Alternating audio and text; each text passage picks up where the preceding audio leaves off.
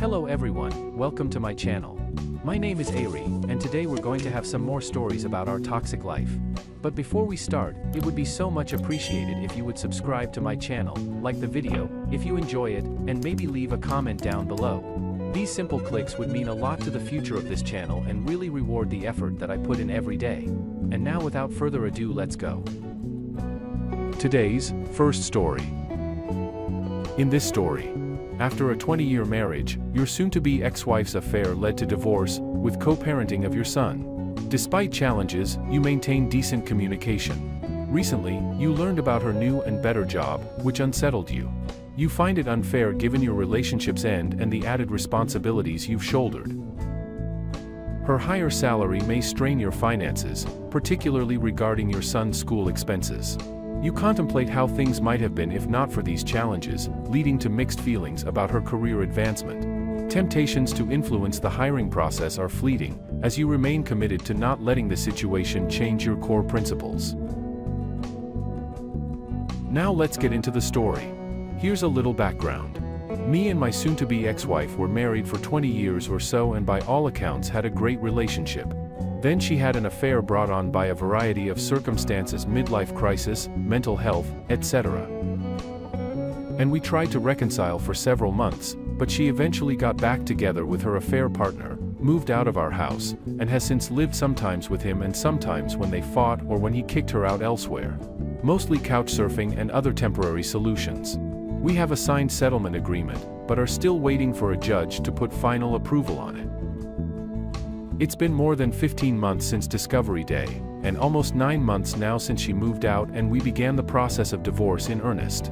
Meanwhile, we still see each other fairly regularly because we have a son to co-parent, even though he doesn't see his mom particularly often. He lives with me full-time and sees his mom for a few minutes a few evenings a week after school, and for the occasional weekend day adventures, usually a bit less than the one day every other weekend that is outlined in our agreement.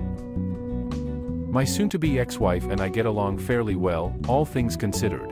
And I try to keep the lines of communication open because I think it's the best thing for our son. Not to say it hasn't been hard at times, of course, but I've dealt with the pain, and so I'm pretty well for the most part.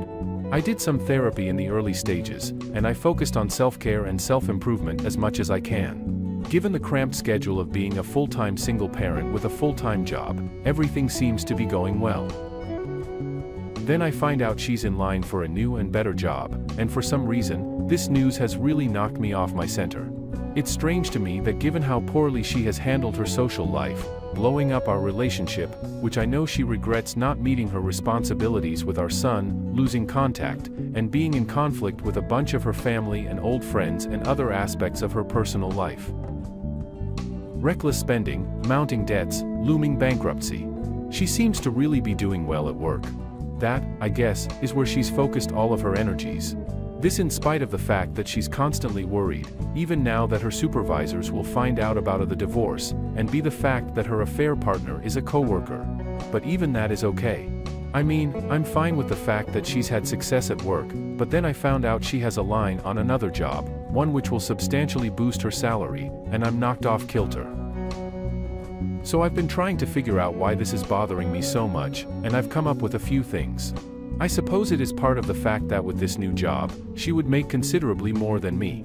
And there's something about that which feels unfair, given how our relationship developed and ended. I'm a little pissed that while I have a job and a career that I love, the extra burdens and responsibilities that I've had to undertake in the last 15 months because of her infidelity or unwillingness to meet her parental responsibilities have definitely caused me opportunities to advance my own work and career. So her career advancement strikes a sour note with me. Her increased salary may complicate my life in specific ways. It will likely not be enough to fend off bankruptcy in the long term, but it may well be enough to reduce some financial support that we rely on for our son's school. Meaning that, best case scenario, since we share the school expenses, her promotion will cost me money. And worst case scenario, especially if she can't get her spending under control, we won't be able to afford the school he's currently in, which will complicate my life considerably. Her increased salary may cause some other minor headaches for a complex of reasons that I won't get into here. Mostly, I suppose, I think about how, if she hadn't blown up our family, she would still likely be in line for a move like this, if not this year, then maybe next year. And we would, as a family, be enjoying the benefits of that new job without the consequences of the rampant spending that accompanied the affair and, in her case, continues in its aftermath. And we would be, as a result, gearing up for a pretty sweet summer, one where we would have the flexibility and opportunity to do a lot of things that we had always wanted to do. I don't even know for sure if she'll get the job or not. She should find out in a few weeks. If the organization's background for new leadership hires don't include a credit check, then I think she's got a pretty good shot. At times, I've toyed with the fantasy of somehow encouraging the search committee to include a credit check, but that's just a fantasy. One of the first decisions I made as I was first dealing with the situation 15 months ago was, I get to decide how this changes me. And I'm not going to let this situation turn me into someone that I don't want to be.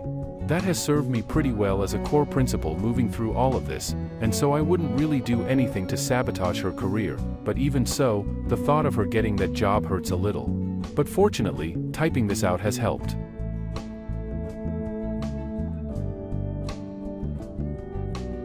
Today's second story. In this story, a decade-long marriage celebration takes a dark turn when the husband uncovers his wife's affair with her boss. After overhearing a revealing phone conversation, he exposes the infidelity during their anniversary party, causing shock and shame. Their marriage crumbles, leading to divorce, and he reflects on the years of trust invested.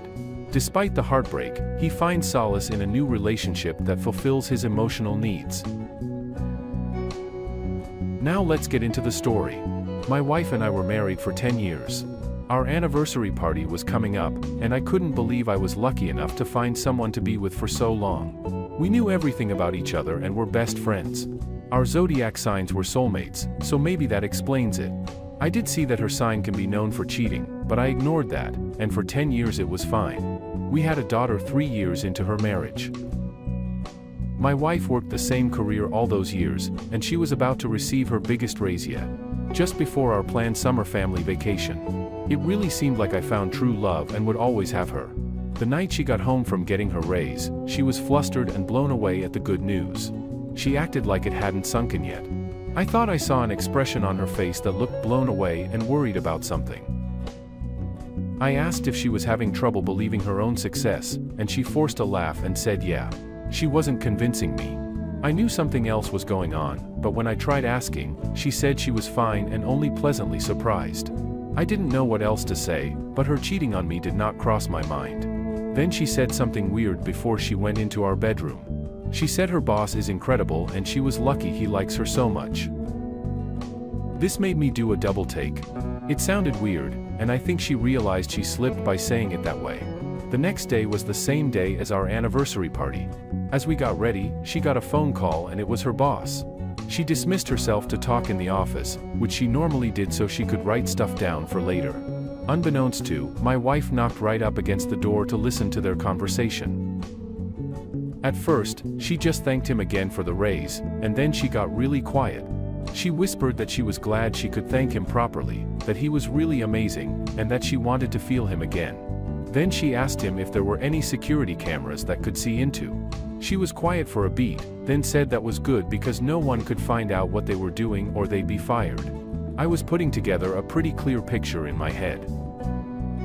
I wanted to barge into the room and tell her I heard everything, but I decided to make an announcement at our anniversary party. I had to do something that would force me to follow through with confronting her and divorcing her. I was sure she just confirmed out loud that she slept with her boss in his office. I stood paralyzed outside the door until she came out. She was really worried. I was standing so close. She was trying to figure out if I was okay, but I just plastered on this fake smile. She asked if I was ready, and we left. I was like a zombie, and she was antsy. She only smokes cigarettes when she's really stressed out, and on the way there she lit one. She tried asking me again if I was okay, and I know she really wanted to ask if I heard her conversation. We arrived at the venue, and I turned to her to say, "Let's go celebrate our 10-year marriage, wife." I sounded like a robot in the absence of anger, and she knew I heard them, but she couldn't bring herself to talk to me about it. We went inside, and she sat there sweating until I got up to give a speech. I let her sit there for a while, taking my time to calmly greet our friends and family and pretend everything was fine. Our 7-year-old was there too. She was at my parents' for the week to give my wife and I time to ourselves as an anniversary present. Seeing all of our loved ones and daughter made my wife start itching herself a lot. She looked like she was going through withdrawals. Her face was red, and people actually started circling her, saying she didn't look good. She swore she was fine, but people could see her skin was slick with sweat. I took this as an opportunity. I told everyone in a loud and clear voice that my wife was having an affair with her boss. Everyone gasped and my wife fainted. Since our family and friends aren't heartless, they started fanning her and got a cold cloth for her forehead. The old-fashioned thing to do, I guess. When she came to, she was so ashamed she couldn't speak. She finally said she wanted to go home and I asked her what home. She started bawling and ran to the bathroom. I thanked everyone for coming and picked up my daughter and took her home. We were in bed while my wife called a few times. 2 other people called, but I didn't hear any of it because I was asleep. I think I felt so content that I found out the truth before long and followed through with kicking her out. I found out later that one of my wife's cousins let her stay at her house. That wasn't all that was going to change, though. I emailed their company's HR about what happened. They got back to me a week later, thanking me for the information and informing me proper action was taken. My wife called me first. She said I was a low, slime bag for ruining her and her boss's careers that they worked towards their whole life. I told her she was a low, slime bag for ruining our marriage. After I worked hard for her and our daughter for 10 years of my life, how could she ever look up to her mother again? I didn't hear from her until visitation with our daughter started after our divorce. I've already found a woman with a daughter of her own that's done things for me my ex never would have considered. But it's bittersweet because I realized I wasted a lot of time trusting her.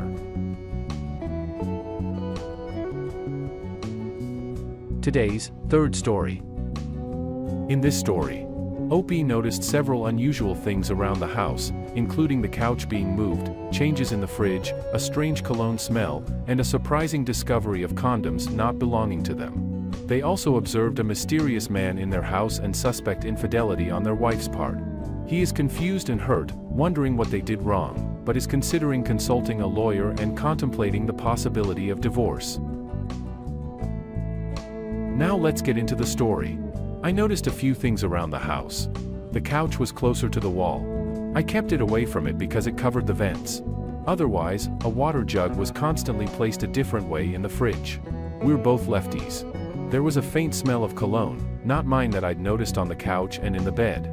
The confirmation came after I emptied the trash bin.